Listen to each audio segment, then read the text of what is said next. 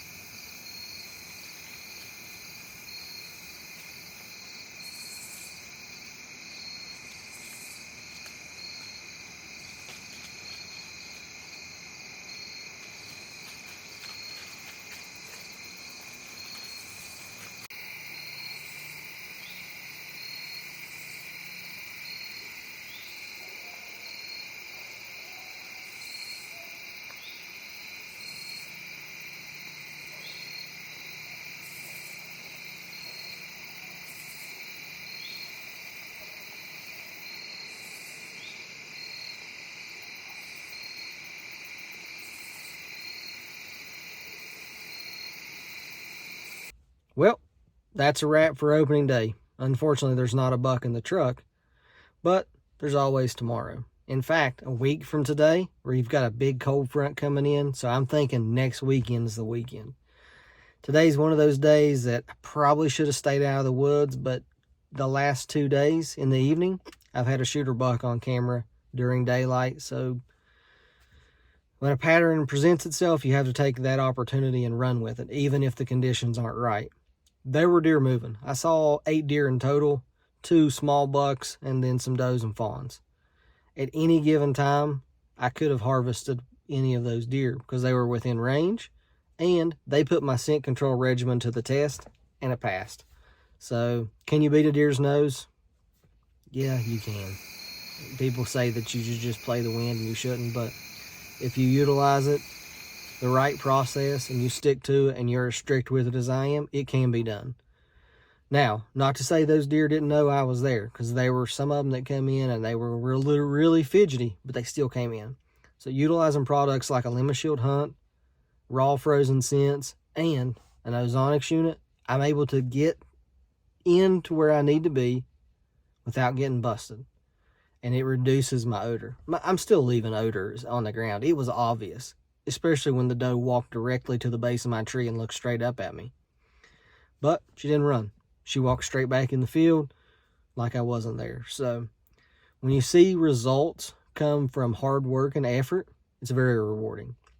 And if you're interested in learning more about my scent control regimen, go to HuntingGearDeals.com and check out, there's a blog post called the 11 Steps for better scent control practices, blah, blah, blah. You can't miss it.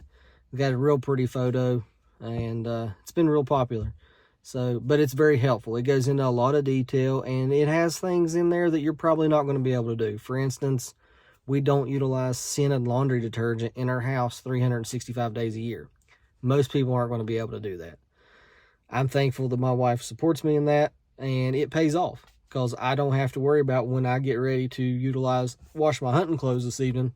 I don't have a washer and dryer that's contaminated with unwanted odors. So other parts of that will be the products I utilize and how I utilize ozone as well as the LimaShield products through and through. So check that out.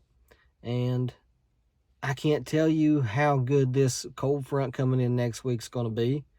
These deer are still going to be on the same pattern they are now, except for they're going to be on their feet during daylight hours. So I anticipate if Boston doesn't tag out on Monday evening, Boston tags out Friday evening.